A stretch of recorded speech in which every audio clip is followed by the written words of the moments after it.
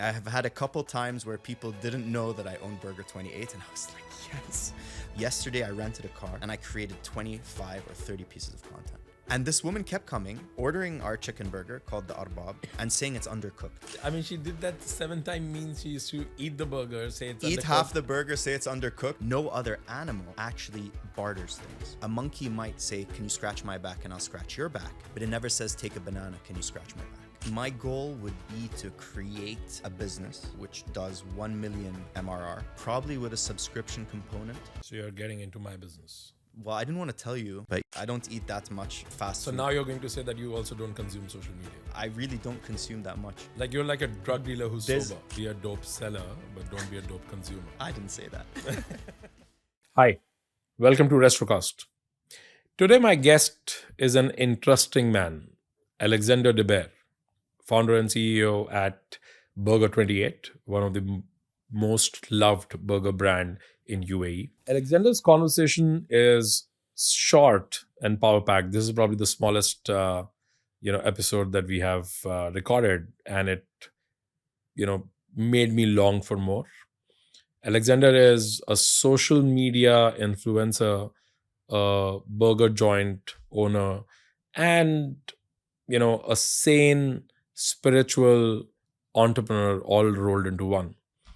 A self-proclaimed Naval Ravikant fan, but in his conversation with me, I could clearly see that it's not only fanboying Naval Ravikant, he's really embodying a lot of that in his life. We talked about volatility of social media at the same time thinking about building a sustainable business. I loved this conversation with Alexander. I'm sure you will. Welcome to Restrocast.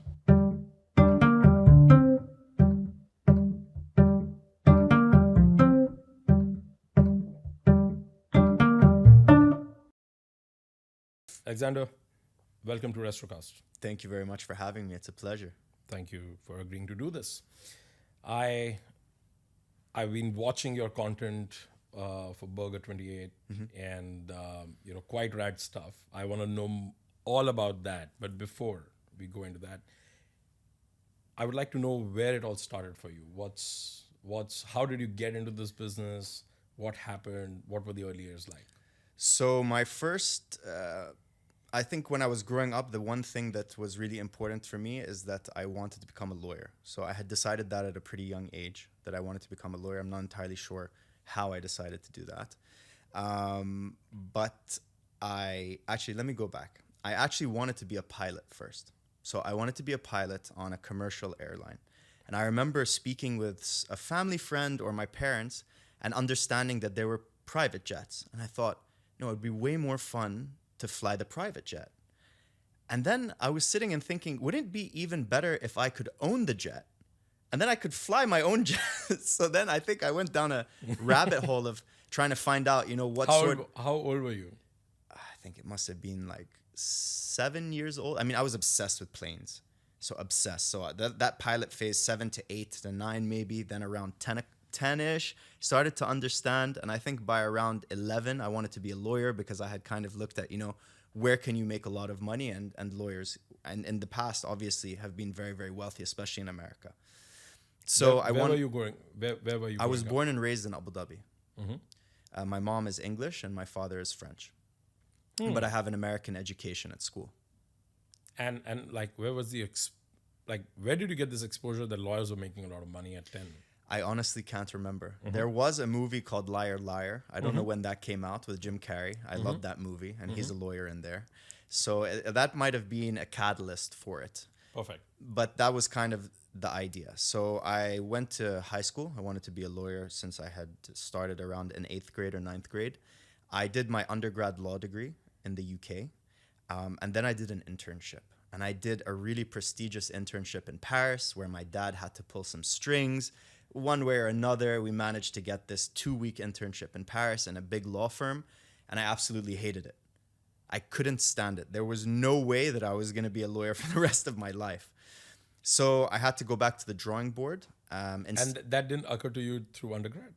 No, I enjoyed the actual theory. I enjoyed learning law. I enjoyed criminal law, tort law, contract law, company law, all of that I really enjoyed. But actually putting it in practice and figuring out that all a lawyer does is read a contract, I wasn't quite aware that that was the case. You know what I mean? Like law is portrayed in such a way that you're kind of, in England, a barrister, meaning going in front of the judge. In the US, Or you're the Harvey Specter, or yeah, it has that kind of some- appeal. You know what I mean? But the reality is just you sit and read contracts. And if you're an aviation lawyer, you read aviation contracts. And if you're a construction lawyer, guess what? You read construction contracts. It's the same thing. Yeah. You know what I mean?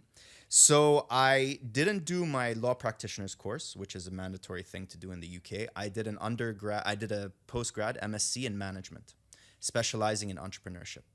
Then after that, my best friend from high school, he had lived in West Africa. And he had told me, listen, come to West Africa, let's try and do some business. So we did a bunch of different businesses. We started off trying to trade fuel, importing, exporting, things like that. But the most lucrative thing that we got involved with was importing apples from South Africa and selling them in Nigeria okay. by container. Not Apple iPhones, the fruit. Yeah. I get it. I'm not Gen Z. Yeah, no, my wife thought I was iPhones the first time. So she whenever I tell this story, even last night we were telling this story and she's like, I thought it was an iPhone. Well, yeah. So then from there, I did that for around 2 years, a year and a half. And then I decided to move back to the UAE. And I decided to move back to the UAE because in Nigeria, it's just quite difficult to deal with the currency devaluation, especially when you're buying in US dollars and you're selling in Naira. So getting that money back to the supplier and the devaluation of your stock is a difficult macroeconomic pressure on your business. So how long did you do that? I did that in total, I was in Africa for around 3 years, and the fruits was around a year and a half. So I came back and I was looking for businesses to start. One of them was a diabetic chocolate shop. There's a lot of issues with diabetes and blood sugar here in the UAE. So I thought that could be a cool industry to go into, and I believe in serendipity. So fruit industry had paid off before, not fruit, I mean food. So I thought maybe that would make sense. At the time, a friend of mine had mentioned a burger joint in Sharjah, which is right next door to Dubai. I was living in Abu Dhabi at the time, and said, this place is making a killer business. You need to check it out. So I went and looked. I sat for 3 days in total, like from morning till night, counted the number of orders, went inside, understood their average order value, and realized they were making around 15 to 18,000 dirhams per day sales. This is a hole in the wall. Okay, I said, if that's going to work in Sharjah, there's no reason why it's not going to work in Abu Dhabi. So yeah, that was the birth of Burger 28. How long back was that? That was in 2016. Oh, okay. Yeah, so we've been doing this for around 6 or 7 years. I've been in the industry. I wouldn't say that I'm a chef or passionate foodie necessarily. I like food. When I was younger, I was pretty chubby, actually. I was a fat kid. Since then, I've taken fitness much more seriously. So I try not to get high on my own supply, for lack of that pun. But yeah, so yeah, it's been around 6, 7 years. Burger 28. Yes. Okay. And what was the inception? Like, how did you come about this brand name? And like, what was the concept? What burger joints are like all over UAE? Really? Right? I didn't notice. Yeah. There are few. But what went behind building this, and was burger not really this? So the market mushroomed wasn't out? as saturated as it is today. We were one of the 5 first players in the market. There was Salt, Huff and Puff, Just Burger, Graffiti Burger, and us. They were the key players who started, and Moilos back in the day. The concept of Burger 28 is, what would a burger joint be like if it was created for people who had grown up in the UAE during the 90s? So very retro. We used Chips Oman, for example, as something we used to eat when we were young here. We have nostalgic drinks like Shani, which is now owned by Pepsi, I believe, but we have drinks like that, which we used to drink when we were growing up here. So it's really, how do you create a burger joint tailored for people who grew up in the UAE, basically. That was the idea. Now, the name Burger 28, the logo is a sign. It's a street sign.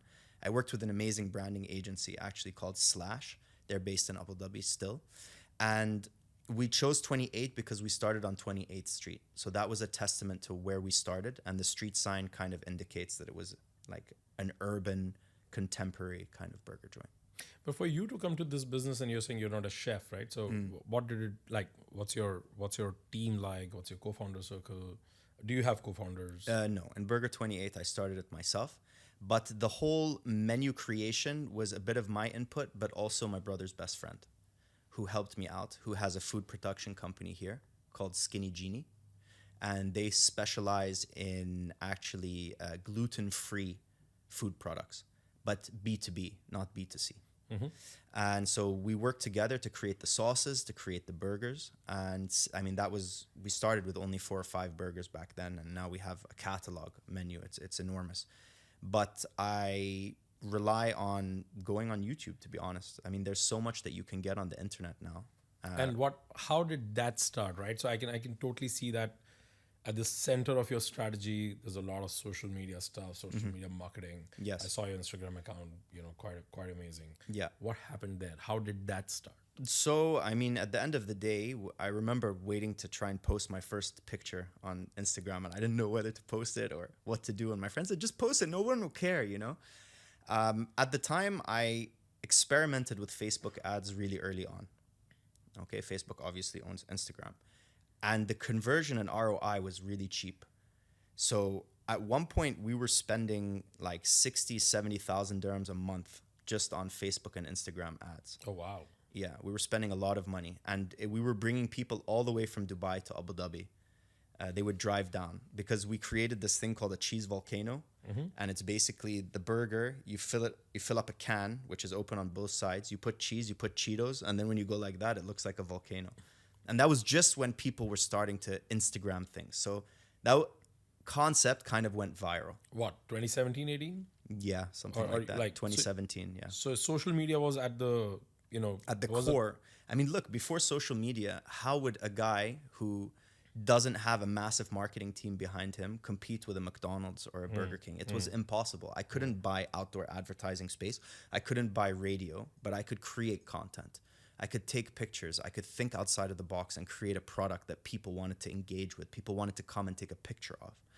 So yeah, we really capitalized on that very early on, and that was definitely key to our success. So, but how did that evolve, right? So Volcano, I understand that's a bait, intriguing. People want to check out something that not only looks cool, is intriguing. But how did the strategy change over years? Because I saw your account and there were like some funny videos and intriguing videos. How do you look at your social media strategy, if I may say?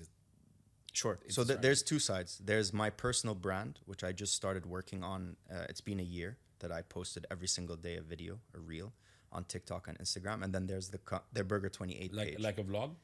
No, not a vlog, just a funny video, not necessarily funny, a video every single day for 365 days. At the end of this month, it will be 365 days. Oh, wow. Okay. Yeah. And then on the company page, how has it evolved? I mean, at the end of the day, people want to build an emotional connection with a brand, right? That's why people pay a fortune for Cristiano Ronaldo to say he uses Gillette, and for Messi to write whatever he writes, and for Nike to pay Michael Jordan. Okay, you can't really fall in love with an inanimate object.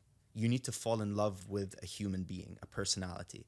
So in the beginning, I was very much the personality in Burger 28, but now I've tried to remove myself out and really bring my staff into the equation as much as possible. But I can't help myself. From time to time, I do appear on Burger 28, and I'm still known as the Burger 28 guy, though I must admit, I have had a couple times where people didn't know that I own Burger 28, and I was like, yes, I'm doing something on my personal branding page to separate myself. So they actually thought that you were the actor that Burger 28 is hiring? They didn't even know about Burger 28. So that means they were only looking at maybe some videos than other videos from my personal account and not from my Burger 28 So you mean account. you have started getting spotted on the streets? Sometimes. People say, to be honest, I feel shy when someone says, are you famous? I mean, how do you quantify being famous? Like, anyone can be famous. 20 years ago, only a person who's in Hollywood can be famous. So what is famous? You know what I mean? And like, that's gotten to a bunch of people in the early days who created content and have followers that they think they're something. I don't think I'm anybody. I'm just being myself. You know what I mean? And when you lose focus on being yourself and you're trying to be something else to other people, then that's where I feel like social media is like dangerous in a way. Not dangerous, but for your own mental health, but also like, why are you putting on an act? Like, you know what I mean? I don't know. That's how I feel. I just try and be as real as possible. And just now, after I've made it a habit to create content, like it's a habit. Yesterday, I rented a car and I created 25 or 30 pieces of content in 5 hours. Like, I'm just programmed to make content now. But that's only because I've done it 285 days. Everything can be done in a year. What's the downside to this? I don't see any downside in creating content. I don't see any downside in something where 1 million people can see you for free. I don't see any downside in creating a community of people who like and engage with you as a business owner. But there's a question which is, personal as well as professional. Sure. You know, I see that you start creating content online by being yourself. Yes. And then if the audience starts resonating and you kind of create your own tribe, community, people who 1,000 true resonate fans. who resonate with you, you automatically fall into this loop of doing things now that pleases them, right? You don't want to be wrong. You don't want to not serve your community, Sure. Those expectations also start weighing you down. And by that, what I mean is, your creativity gets, weighed down a little because now you can't be spontaneous anymore. You have to be acting in that mold.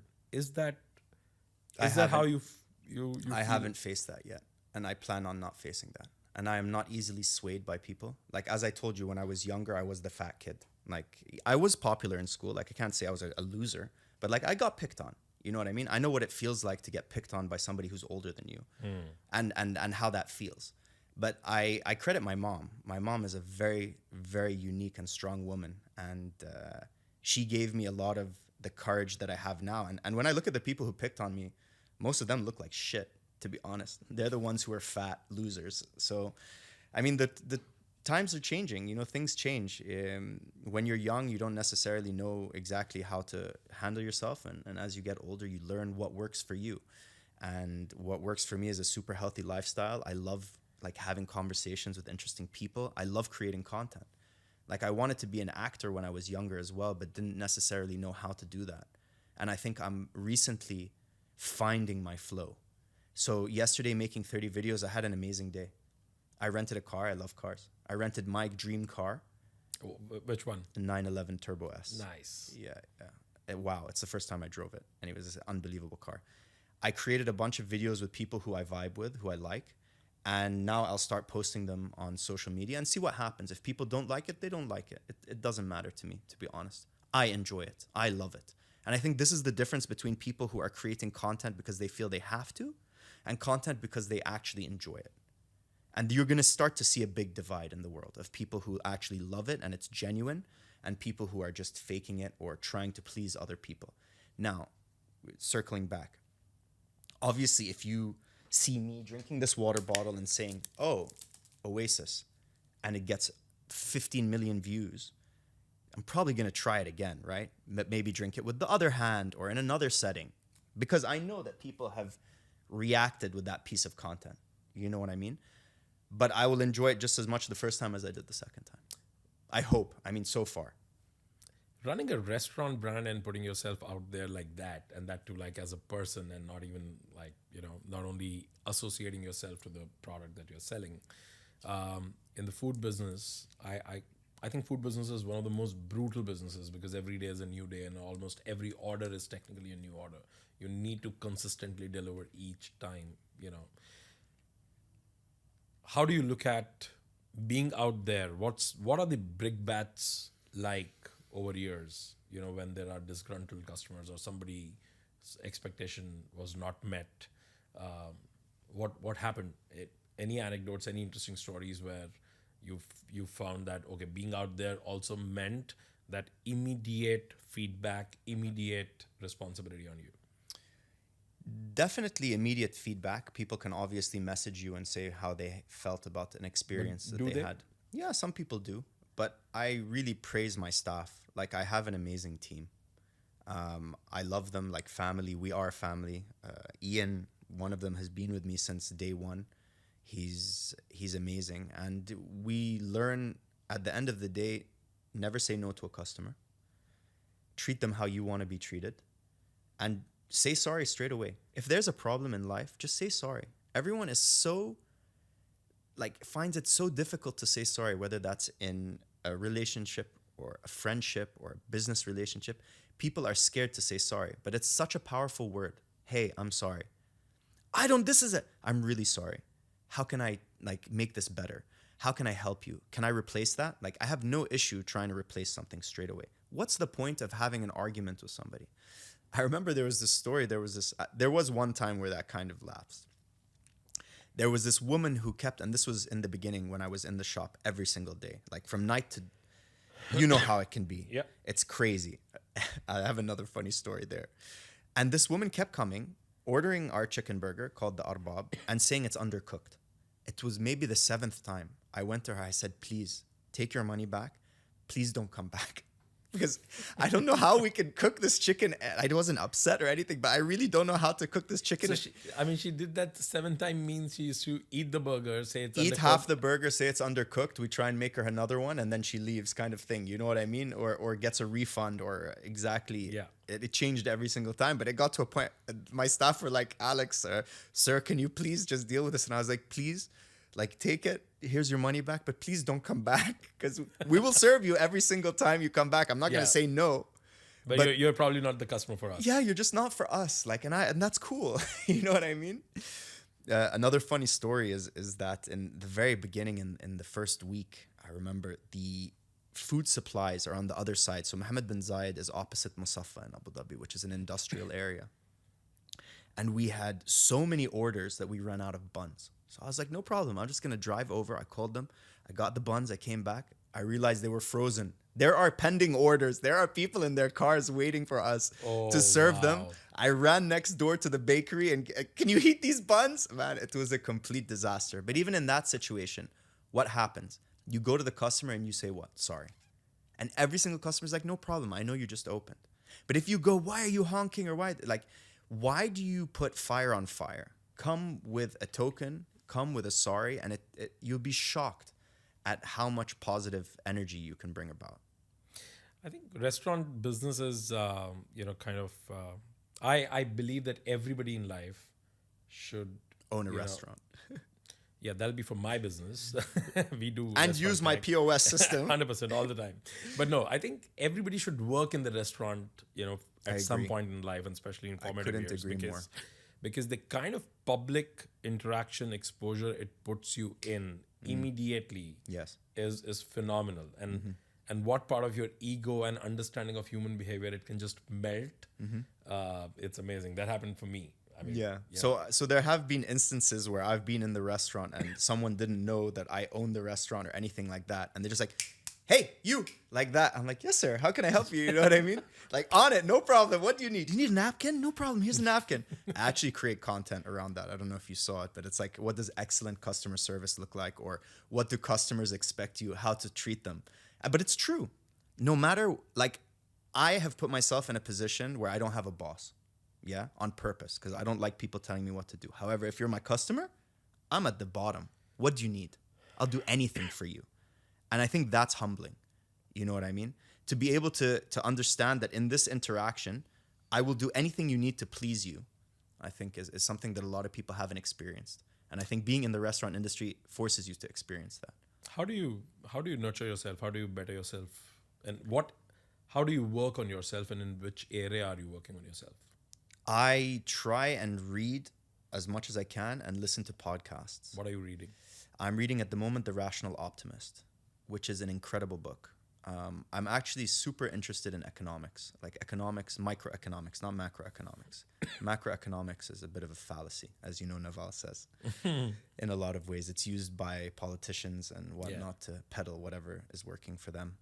But microeconomics is the only thing that really makes sense. Supply and demand, elasticity of demand, elasticity of price, and all these things. And Rational Optimist kind of looks at our human history and what has defined us as Homo sapiens and the Neanderthals that came before us, and that was trade.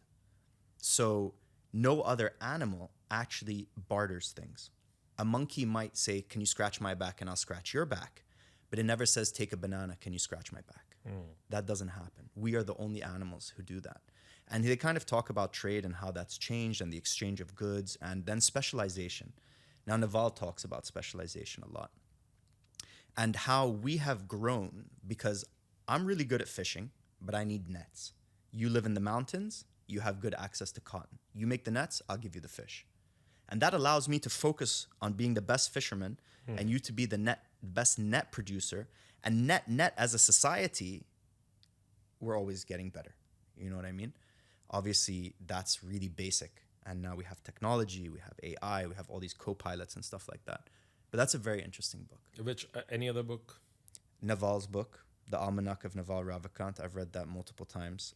Podcast, there's a podcast called The Founders Podcast by David Senra. Yep. That is gold. That is one of the best podcasts. Which one stood out for you? Man, all of them. The recent one, which I really liked, is How to Make $1 Billion or something about $1 billion. That was incredible. Estee Lauder is amazing. Ralph Lauren is amazing. There's Glock, the guy who made the gun. You know, the Glock in the US. That's amazing. Like his processes of how he took like composite materials instead of metal and got into the police and the army and all of that. That was incredible. I listen to the All In podcast. Mm-hmm. I'm a big fan of those guys. A lot of people have different opinions about them, but but those podcasts are amazing. I think I love it, man. It keeps me up to date on exactly what matters and what's going on. Yes, it's North America focused, but I really love that. And then I listen to Invest Like the Best with Patrick O'Shaughnessy. That's amazing. And Acquired. So I listen to all of that. I try and read a book at the same time. Also listen to audiobooks. So Rational Optimist is not an audiobook. I'm listening to The Ascent of Money on the audiobook, which is great also. So a lot of economics stuff. Physically, I love going to the gym. I love trying to eat healthy. But you're in the business of selling burgers, man. Don't get high on your own supply. That's rule number one in any industry.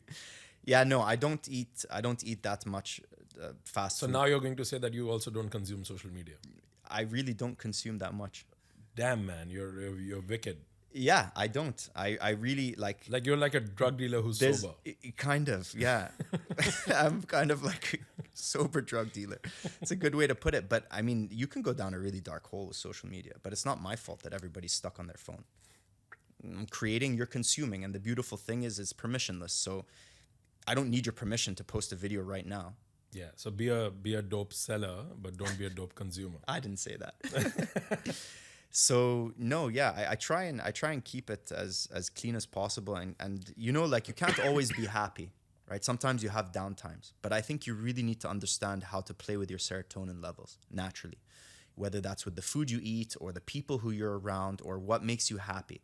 You know what I mean? And you need to know those triggers and those levers to pull yourself out, because you know, as a founder, it can be a very dark place, and not a lot of people understand. Yeah. Being a founder, and when people come to you and they say, "Hey, I want to be my own boss, and hence I want to start my own business." What do you feel in that moment? A lot of people say they want to start a business, but they never do. That's number one. And how do you deal with failure and rejection? Because I've dealt with a lot of failure and a lot of rejection and a lot of dark times, and times when I didn't know how I was going to make payroll, times when I didn't know how I was going to even pay for whatever I had to do. And in society, as you get older, there's certain expectations, right? Like as you get older and you have a family and kids and a wife, can you afford to downgrade your life to take a punt, take a risk? Most people can't. So I'm happy that I started early. I never really worked for anybody. I've always created my own value one way or another. And that has put me in a unique position. I don't think I've made it. I don't consider myself successful. But I know that if I keep doing what I'm doing now, that something big will happen. So I'm happy to keep on doing it. What are you up to, in life? And it's not about plans with Burger 28, but and maybe even that, but what you think is coming next for you? My goal would be to create a business which does 1 million MRR dollars per month with me and maybe 4 other people like this. That would be my goal. The fewest people possible with the highest MRR or ARR, however you want to look at it. Probably with a subscription component, and completely bootstrapped. So you're getting into my business. Well, I didn't want to tell you, but yeah. You're almost there. Yeah, it's look. We come back. I know we keep talking about Naval, but for me, he's since I studied him and understood him, he's really opened my eyes to a lot of things. And the next billion-dollar companies or billionaires is going to be an amalgamation of media and code together. Yeah. So I'm working on the media part right now. I have been for a year. I'm 100% certain that the value that you can get from creating 1,000 true fans, a community, people who actually resonate with you because you're only giving love, yeah, is priceless. Every brand is trying to figure out how to do it, but they can't because they're not an individual. And every company wants to understand how to market, you know? So you'll always have value some way. But the key is to come in with that tech component, whether that's a SaaS platform similar to what you have or a direct to consumer. So the simplest form is a Shopify website. It's a piece of code. I can be asleep. You can come on, you can purchase, click Apple Pay, Stripe checkout in the morning. I have $12 in my bank account. I'm working on coffee capsules like Nestle. It's called Freedom Bean. That's the first direct to consumer product that I'm doing. All of them are in a fulfillment center. Shopify sends an email to the fulfillment center. The fulfillment center emails it to you. I email you how was your rating, NPS score. You give me an 8, feedback loop there, done. That for me involves the fewest people. That for me gives me the ability to live my life, consuming my own products, for example, and sharing it with the world.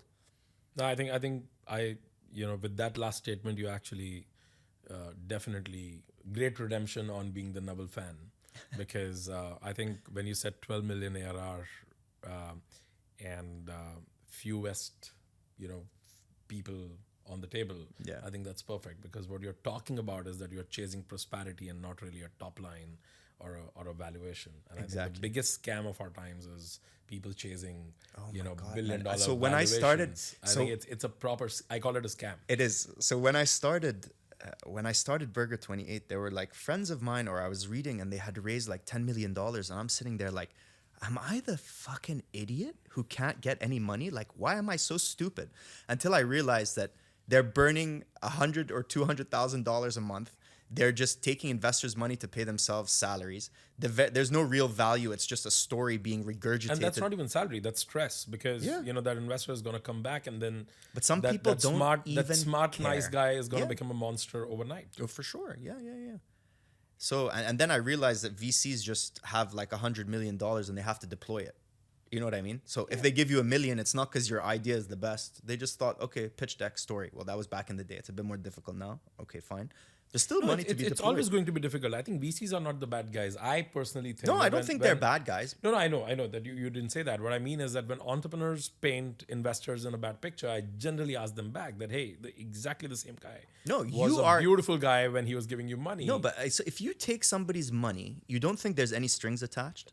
Have you ever taken money from somebody and there was no strings attached? No. There's no free lunch. It always comes with... And you need to deliver it back. Of course. With integrity. Unfortunately, there is some people who do not have integrity and they burn their reputation, of course. But then you have people like Elon Musk and Adam Newman, or however you want to look at him. Like, I have respect for that guy. 100%. When I heard he was coming to buy WeWork, I was like, you are my hero, bro. Imagine. No, I mean, of course, he did all the stupid shit, sure, right? But I think But people still willing to back him. No, but that's true, because if you think about it, and I was having this conversation But WeWork yesterday. is amazing. I love WeWork. Exactly. I was having this conversation with somebody yesterday. WeWork is a brilliant product. It is a well-rounded, perfect product. Beautiful. The problem is that they blew up the valuation too high. Coming back to your and point. blew up too much money to back it.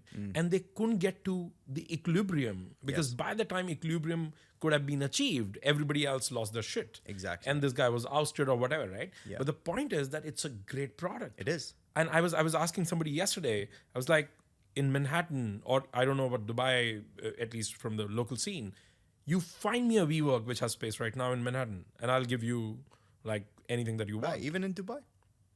And I'm not surprised. In India, But tell every me- WeWork is full. Yeah, imagine being able to have a quote unquote office in the most premium real estate Yeah. wherever you are, a beautiful place to take a meeting, a place where you invite people. They're like, wow, you work here? What do you do?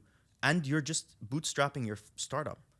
I don't So I think there are many entrepreneurs and businesses who have actually succumbed to this mad race of high valuation. Of course. It's Spent a metric, right? Spent a lot of money, overspent in building that valuation, and lost unit economics in the process. 100%. And so many of these products and companies, they were not really bad products. No, not at They all. were great businesses. They were Yeah. great products. Just super bad unit economics because for mad race. And if they could get back to a sustainable equilibrium, they'll be absolute gold. I agree with you. And I think for our business, that has been the philosophy. So we continue to run a bootstrapped company, profitably, and it has. But forcing you to be bootstrapped makes you really look at every cost. It makes you really look at your business model. It makes you really think of everything. Do I really need to hire this person or not? That's one, and I think temptation to take money is always there, and honestly, I fiddle with it every year because so many VCs have over years keep Knocking on your keep door. on reaching out. So we are always grateful, and how I use it is to recenter myself. So actually, it's funny. I have over years used VCs to recenter my goals. Yeah. So when they knock the door, I call them in and I say, hey, let's whiteboard. Tell me, if I take your money, how will my life change? Like, how will this company look like? And when they start drawing up all the plans, I basically note all of that down and say, okay, these are the don'ts. I don't need to do this. And it actually recenters us beautifully. That's an amazing insight. And over the years, I've done that so many times that my favorite question to every VC is, all right, let's assume deal is done. Paint a picture. How do we look like in the next 12 months? I love that. And I've seen people fumbling. I've seen people like literally falling off the table. I've also seen like some very, very smart people painting a beautiful picture. And bro, that picture gave me nightmares. I was like, I will be anything but this. And if this is how you can make $1 billion, I agree with you, but I'm not interested. Yeah. In 3 cases, these 3 people were so sure at different points in time that they actually went ahead and funded a competitor in different markets, did exactly what he told me, they will do with them. And what happened? And all the 3 competitors don't exist today. This money has been written off. Yeah. So I was like, okay, this is the best amount of education I can get from a VC. For sure. And they were not wrong. It's just that I figured that we are actually playing different games. Yes. Their timeline is short. They want to do 3 to 7 years, 0 to billion. Yeah. And they also have a philosophy of go big or go home. I'm not interested in going home. I'll stay. I'll compound. For sure. It'll go big anyway. Yeah. The question is whether it goes big in 12 years or 18. And at the And end I of the don't day, have a it paucity of doesn't time matter, on yeah. that. I'm quite okay with that. And I figured that okay, when my plans don't have a timeline, like a strict timeline attached to it, but his fund has, I don't want to do a disservice to their money. Of course. And I don't want them to do disservice to my business. So stay away from each other. And we'll be very, very happy and sustainably fine. For sure. Well, that's an amazing insight, actually. It really blew my mind there a little bit. I like that. I really like that. Alexander, I think you did the same for me. This is beautiful. Not many times I hear was. people who are talking about building a sustainable business so eloquently. And the fact that you said that and you're saying that and you mean that, I can feel it From the bottom of my heart. It's absolutely great. I would love to actually have another conversation. We should jam too. a little deeper. I'll take your number after this. I like you. Perfect. Am I blushing? Thanks for being on the show. It's my pleasure. Thank you for having I'm me. sure people who are going to watch it, and especially young restaurateurs, aspirants, or even people who are like probably in middle of thinking what the fuck to wow. I'm sure they're gonna gain from it. I hope there is some value there, and it's really been a pleasure. Thank you so much. Thank you.